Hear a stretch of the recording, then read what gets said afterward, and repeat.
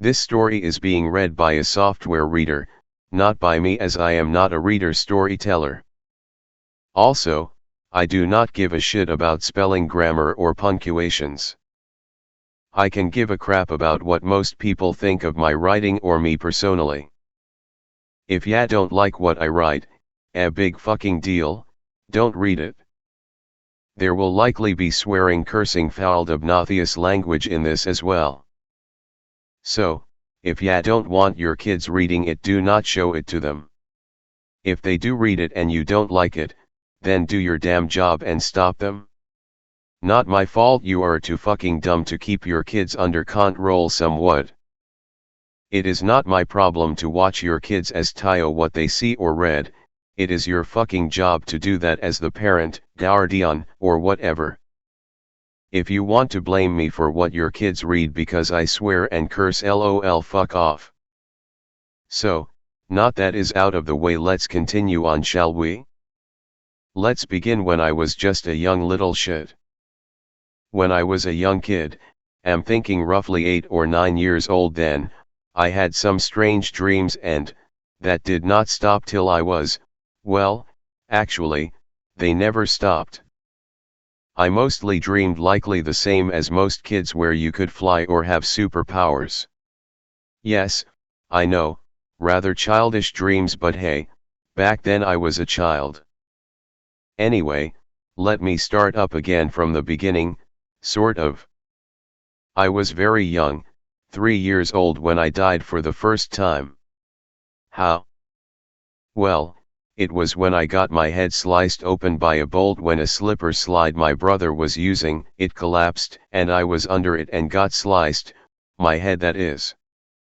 Mom and Dad took me to the hospital where they sewed me back up.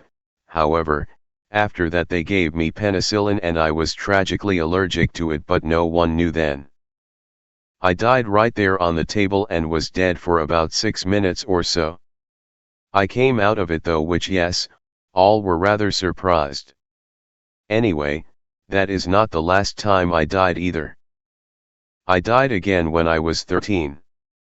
That one was related to another operation I had for a cleft palate. Yes, I was one of those. But, this time it was due to the anesthetic. Not exactly why, since it was the same one I have been given most of my life. But, I died and was dead for 11 minutes then. The next time was when I was 17, that one was when I was shot. Not military at that time though. Was a couple of kids hunting by the tracks where I and my friends were at. They shot me and didn't care. Though I did not die right away. I did chase them for a bit before falling over and dying then. I was only dead for about 4 minutes, at least that's what my friends said anyway. The fourth time I was 28, military, and got shot again plus a couple of knife wounds.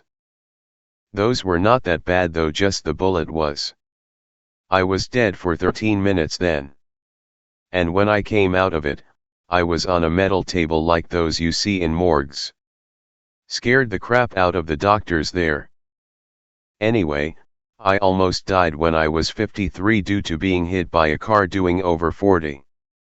It did send me sailing for about 50 feet though. I did not die, but I was unconscious for about an hour. Came to though, with no problems, not even a broken bone, just a couple of scrapes. What does all that have to do with this story? Well, not a great deal, I guess. Though it sorta does in a few ways. Which of those I will let you fill it out and see. When I was growing up, I was a rather rambunctious kid. Pretty much on the go all the time. My brothers and I played a lot in a lot of, what people nowadays would consider very unsafe. But, back then, we didn't care, and I still don't. Thing is, if something bad was going to happen between my brothers and me, I was the one that got it. Yes, I was an accident waiting to happen. It did not matter where we were or what we were doing, I got it if it was bad. Of course, I grew up later on, naturally. Did not figure I would stay a kid forever.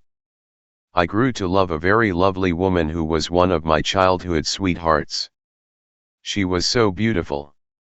Guess we got married a bit early though, as after a few years we kinda grew apart and separated. As James sits there thinking of what to write now, he flashes back to the days of he and his wife Charlene when they had their first child. A very lovely girl they named Samantha. They also had another girl 2 years after Samantha and she was named Bethany.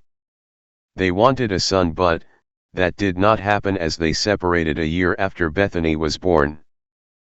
James looked at the notes he had written down, which was going to be his autobiography, and was about to write more when his doorbell rang out.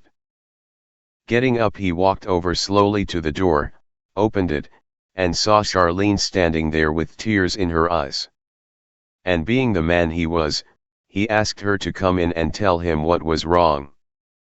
Charlene looked at James and said, "What did I do that was so bad the girls left me for?" Looking at her, James was kind of bewildered as he knew nothing of this, of course, since she never told him anything. "What the hell are you talking about? You're asking me this as if I would know what the hell is going on in your life. You screwed me over big time, kept the girls, and have said not a thing to me since we separated. And now you are asking me what is going on." He looks at her with a bit of harshness now, but still wondering what is really going on. "Yes, I know I was very hurtful towards you all these years. I know that I should have let the girls know where you were and why. But I did not." She lowers her head as if to get some kind of sympathy from him, but he just looks at her and says, "Now you come to me for help? Why was I not part of the girls' lives back then? You wouldn't even let them know where I was, you wouldn't even tell them I loved them, you wouldn't even let me see or talk to them at all. You managed to get the courts to give you sole custody, saying I was so bad and mean to you and the girls. And now, you want my help? What is wrong with you?" Charlene looks at James with wide eyes, hearing all he said but knowing it was all true. She told so many lies to the court for the divorce, there was no way he would have gotten even weekend visit rights for the girls. It was all lies, he knew it, and she knew it. She starts in again, "I want your help to get the girls back to me. They left without letting me know where they were going or why. I called all their friends and none of them know where they went or why. I need them back now and fast. So you need to help me get them back." James just looks at her stunned. "You want me to find them for you just so they can be yours again and without me? Woman, are you crazy? I do not know why they left you, but, knowing you the way I do, I can guess, and I bet I would be right." Charlene tries to stop James from talking, but he continues abruptly. "Look, Charlene, I am going to help you, but not for the reason you think. The girls are of the age where they can make their own choices in life, and that includes taking you out of the picture if that is their wish. You no longer have full control over their life as you did in the past." Charlene just stands there looking at him, pondering what to do next. "I will have them back no matter what. I will be their life, their mother, and the person whom they will speak to for whatever it is they may want. I am the one that raised them, not you." James raises a hand and thinks about slapping her, but he doesn't. He instead tells her to get out of his sight permanently. "You know, Charlene, it is time someone told you where to go. Get out of my sight now and stay out of it. I will no longer be your tool for this or that. You have not been able to control me for years, and it is staying that way. The girls left you because you are a total control freak, and I and many people know it. You will no longer be the driving force behind me or anyone else. Now get out of here and do not come back ever again. Do not call me either." Charlene looks at him dumbfounded and tries to speak more, but he gestures for her to leave without speaking, then shuts the door in her face. He has no intention of helping her. He does however have intentions of finding the girls, but, for himself, not her. What the hell am I going to do now? Shit. I have no clue as to where they even could remotely be. James goes to his desk, sits down on the chair, and leans back a moment trying to figure out how the hell he is going to search for the girls.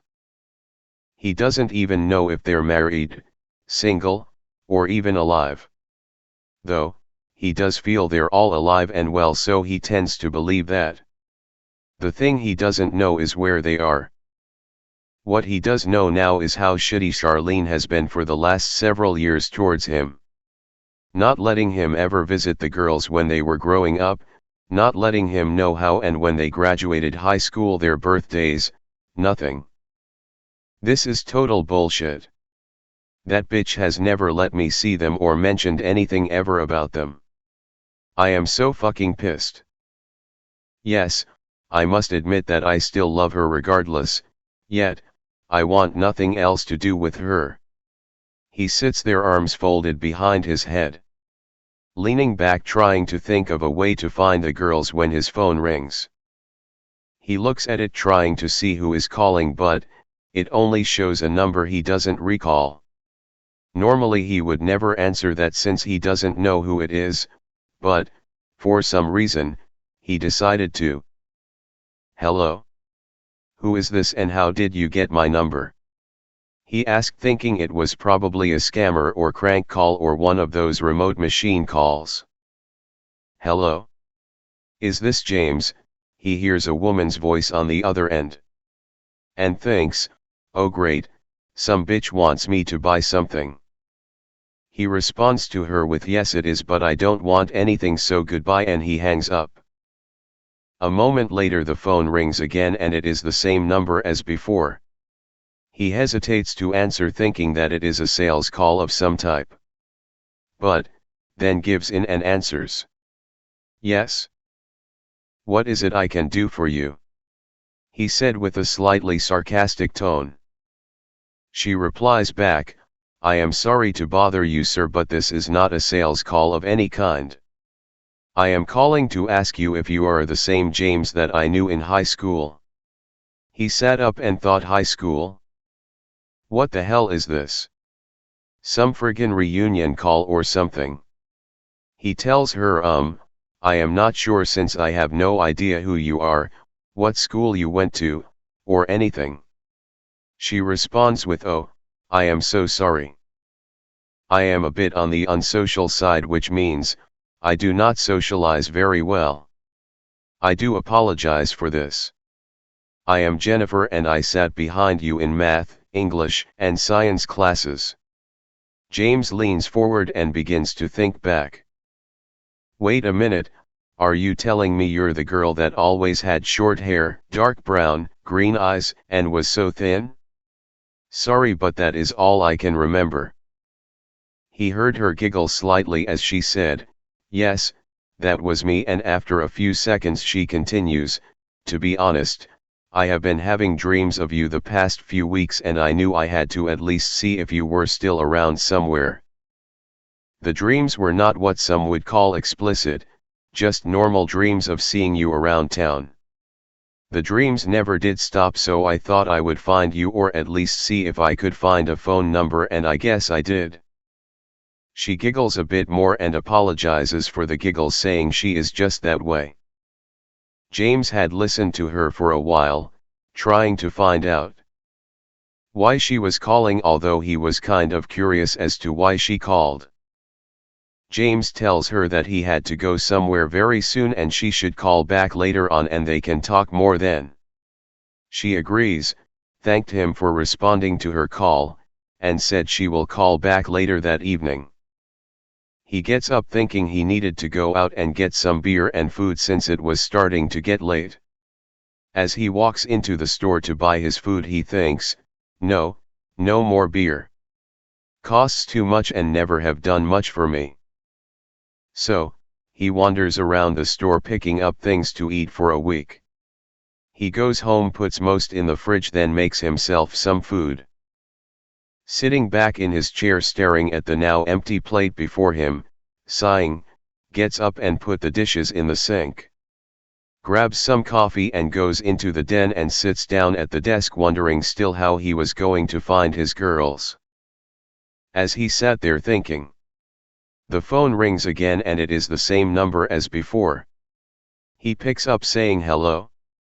What can I do for you?" The girl responds, "No sir, it is what I can do for you that is the question." He thinks a moment and then says, "What? What the hell are you talking about?" She says, giggling, "I am sorry James, I just had to say that since it was the only thing I can think of at the moment. As I do not know what to say.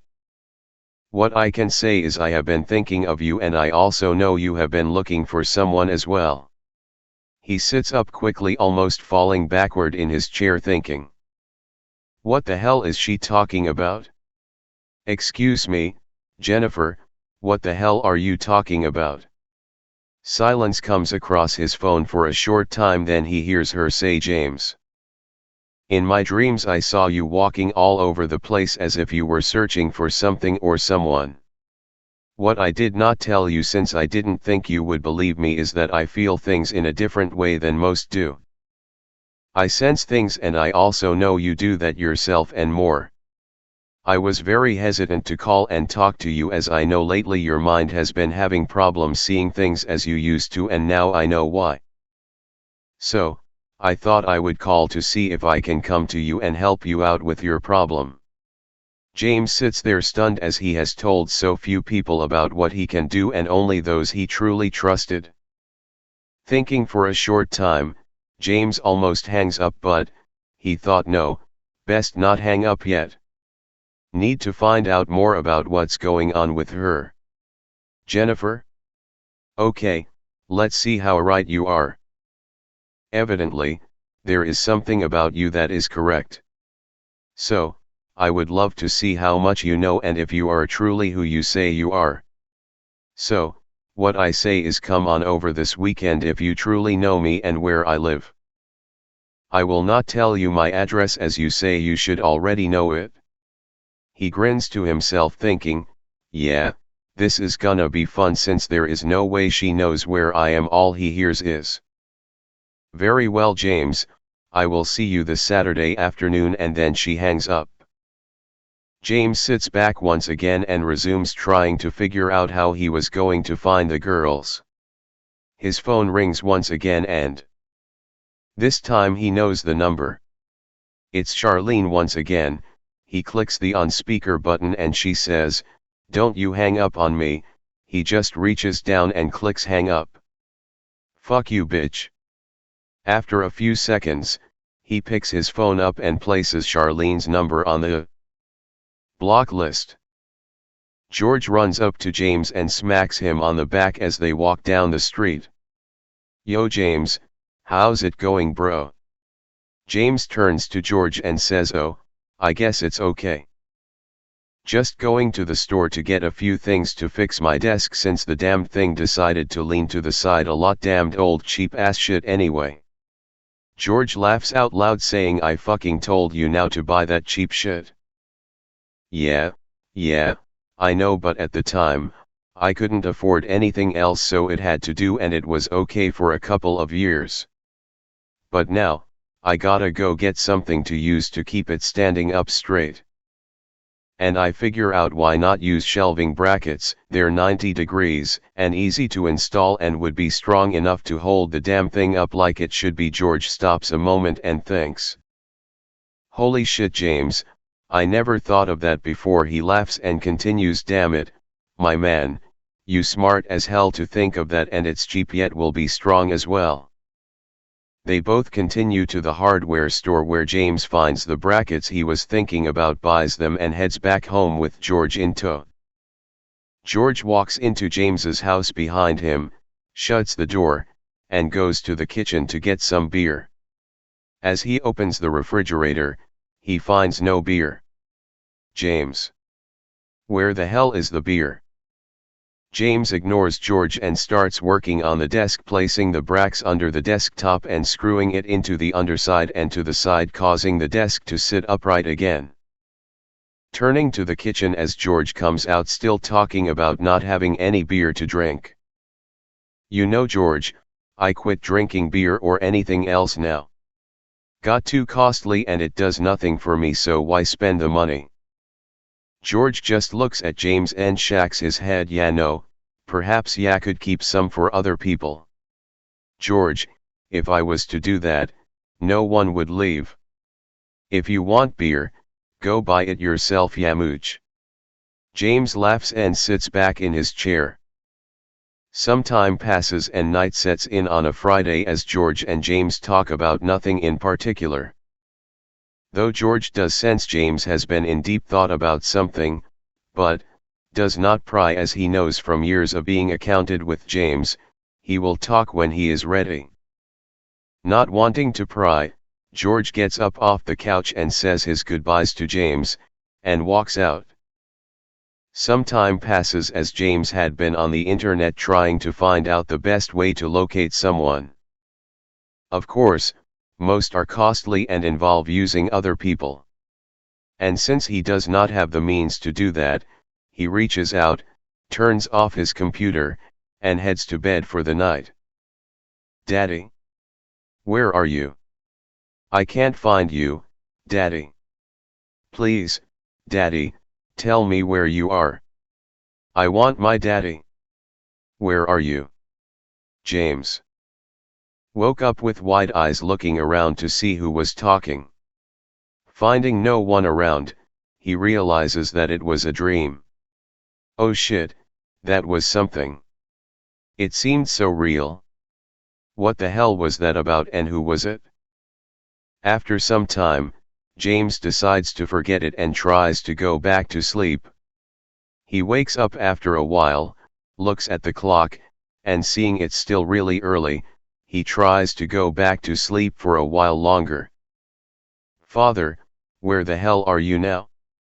Damn it, Dad, you always seem to be gone when I need you.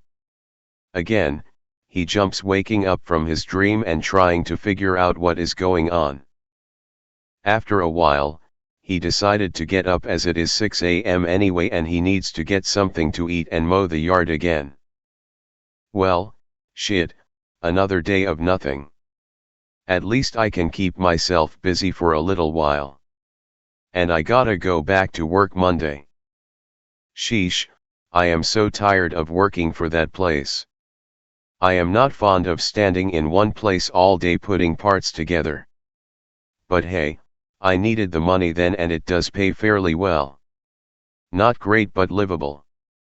As he sits there eating his breakfast, he thinks if he has the gas for the mower and edger. Yeah, I got that, so I am good to go today. Finishing his breakfast, he gets up and places the dishes in the sink thinking, I will do them later after I take care of the lawn.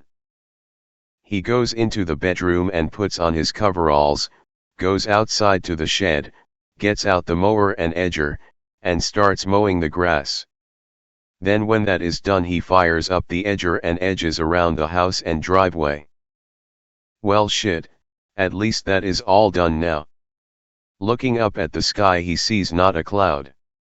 Damn, looks like it is going to be a very nice and hot day. Maybe I should go to the lake and do some fishing. Closing up the shed and locking it, he then remembers that Jennifer is supposed to be calling this afternoon. Well crap, I forgot she was going to call, or at least said she would. I guess I should wait and see, to be nice. James heads back into the house and takes a shower to get all the grass and dirt off. Changes into his casual clothes and then moved to sit on the couch and watch TV. As James was sitting there, he nods off after a while and is waking up with his phone ringing. He sits up, looks at the phone, and sees it's Jennifer again. Hello Jennifer, how goes it? Jennifer responds, well, it seems you recognized my number. Yeah, I did, since it was only yesterday when ya called. Yes, it was, and I did say I would call back this afternoon. So, I did. And what I wanted to ask is if it would be okay if I came over this afternoon to see you. James sat up straight, wide-eyed and trying to think, why in the world would she want to come here? Not really sure why you would want to come to see me, Jennifer. I remember that we were classmates and all, but still, seems a bit strange to me. Jennifer listens as James comments and says, James, I am not looking to cause any problems, nor do I want anything from you. What I do need is to tell you something that can only be said in person. And trust me, it is nothing bad.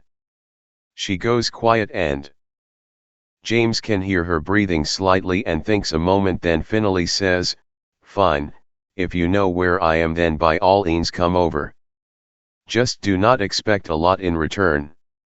I do not have much in the way of drinks or anything else for that matter. Jennifer responds with, that is no problem, as I do not need anything and I will bring something with me as a peace offering of sorts. She hangs up and James hangs up as well, trying to figure out, what the hell is going on? Sometime later James gets up and goes to the bathroom, and just as he gets in there, the doorbell rings. Damn it. Of course, it would be now. Well, they're just going to have to wait a moment. He finishes, washing his hands, and then goes to the door, opens it up, and sees a very lovely woman standing there. Standing there with wide eyes looking at this woman, she smiles at him and asks, is it okay if I come in? James suddenly comes to his senses, apologizes and opens the door, and lets her in. I am sorry for the delay there, Jennifer, you kinda caught me by surprise. He motions for her to sit on the couch as he takes her peace offering to the kitchen. As he goes to the kitchen, he hears Jennifer giggle quietly. Then she says, sorry for laughing, James, but I thought it was so cute the way you stood there at the door. As she gets to the couch, she turns to face James, holding out her hands. She hands him a bottle of wine. Jennifer, what is this for? You know I don't drink anymore. He looks at the bottle and then looks at her. James, I know you don't drink anymore, however, this is for me, not you. She says with a smile and slightly obviously naughty look. So, what is it you want from me? You know very well I do not have much and I am searching for my daughters also, that is if you have not heard yet, since I know you have talked to Charlene at times as well. Yes, I know, you know Charlene since we all went to the same schools. It was a small town if you remember. You know, James, you do not have to be such a prick all the time, right? And yes, of course I know about your daughters and that is why I am here. If you recall, I called you about that. Oh yes, I remember now. It is just that I have been under so much stress lately that things tend to slip past me now and then. So, what is it you want with me, Jennifer? James looks at her, waiting to see what she wants or is going to do. Jennifer sits there quietly for a minute, then holds out her hand with the bottle in it and asks for a glass. James gets up, goes to the kitchen and gets a glass for her, hands it to her, and she pours herself a small glass of wine. James is normally a very patient man and it shows now as well. He sits on the couch with Jennifer as she slowly sips a little of the wine. Places the glass on the little table, looks at him, and continues to speak. James, what I am going to say isn't easy for me, and neither will it be easy for you to comprehend. She looks down as if to be embarrassed to say something. I told you already that I saw you running around all over the place in search of something or someone. James looks at her. Yes, I remember that very well. So what has that got to do with anything? James reaches up with his hand and starts rubbing his temple a little bit, feeling a headache coming on. Damn it, give me a minute, Jennifer, I need to go get some aspirin for this headache.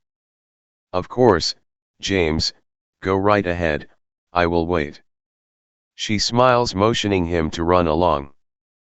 After a couple of minutes have passed, James returns with a glass of water.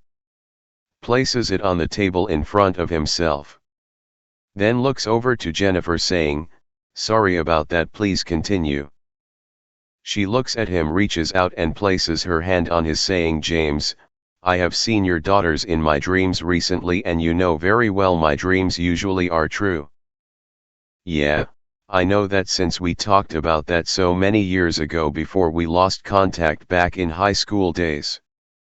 And he looks at Jennifer, his eyes slightly wider now as he tries to think of what it was she saw.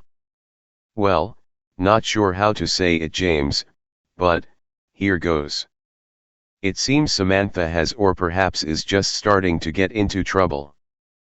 From what my dreams were like, she started to hang around guys that tend to be somewhat on the bad side, if you know what I mean.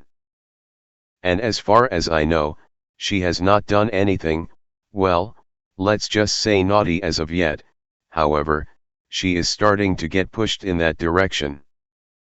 Bethany, however, refuses to get involved in what Samantha is doing and has been trying to talk Samantha into dropping those guys and finding someone more respectful." James looks at her with a great deal of anger in his eyes. She immediately tries to calm him down as she does not want to see James get mad again. He has a very short fuse where his daughters are concerned, and he has a way of dealing with problems other people could never do. "You know, James, I knew you were going to be angry with this, however, I didn't expect it to be this much yet. Please, relax and let me continue for the time being." James mumbles a bit, then feels Jennifer's hand on his as she closes her hand over his, leans in, and kisses his cheek lightly. "Damn it, Jennifer. You know full well that I cannot refuse it when you do that." Jennifer looks at him and smiles as if she is so pleased with herself since she managed to calm him down a bit. "Yes, James, I know, that's why I did it, and to calm you down a little bit since I didn't want to see you hurt yourself or me." Jennifer leans in once again and kisses his cheek again. "Damn it, Jennifer, I wasn't going to hurt you and you know it very well. But, yes, there are times when I can't control myself, and I suppose, like now, you are damned handy to have around." They both sit there for a few seconds just looking at each other, trying to figure out who will start off first. James finally starts with, "Okay, what is it you want, or what is it you saw, and why am I the one you are talking to instead of—" He shudders slightly. "Charlene." Noticing the shudders, Jennifer giggles once again and responds, "You know very well that I have not talked to Charlene for a long time now, since I know what you have been going through for so long, and yes, I know full well what has been going on, as I have dreamed it many times now. And yes, Charlene is indeed at fault. But, there was no way for you to confirm that when you were at the courthouse for the divorce. However, there may be now. But, regardless of that, both your daughters are old enough to do as they wish, and no one, especially their mother, can say otherwise." Sitting back on the couch now, James remembers the time at court when he was so mad that he almost yelled at the judge, his lawyer, and especially Charlene's lawyer, for being so stupid and not seeing what or how Charlene truly was. He starts to shake a little bit from anger. Jennifer sees this and moves closer to him and wraps her arms around his shoulders, and pulls him to her, holding him tightly and whispering, "James, please calm down. There is no reason to get yourself all worked up right now. I am here with you now, and I will help you with whatever I can and however I can, regardless of anything else. In fact, until we find your daughters, I plan to stay here with you, and seeing how you have 2 extra bedrooms, I see no reason not to. And I will help around the house with cleaning, food, or anything else you want. Feeling Jennifer's arms around you as she holds you close, you do calm down, feeling her warmth. Pushing yourself off her, gently, of course, you look into her eyes, seeing a warmth and love you have not seen before. Sitting there for a moment looking at her as she looked back at you with those sweet eyes and that smile. Jennifer, if you wish to stay here with me, then by all means do so. I just hope you don't expect a lot from me. Jennifer smiles real big and responds. No, James, I do not expect a lot from you. However, I cannot say I won't give of myself. Since I already said I would help around the house, and I will also provide the food and cooking as well. Don't forget, I know how well you cook. You can't. She starts laughing, then James chimes in as well, laughing, saying, yeah, I know, but hey, at least I ain't dead or starving. Will there be a second part or not? Shall this shit story continue, or shall it just remain incomplete crap? You, tell me. If enough say to continue, then I shall, given time. I am rather slow most times, at most things.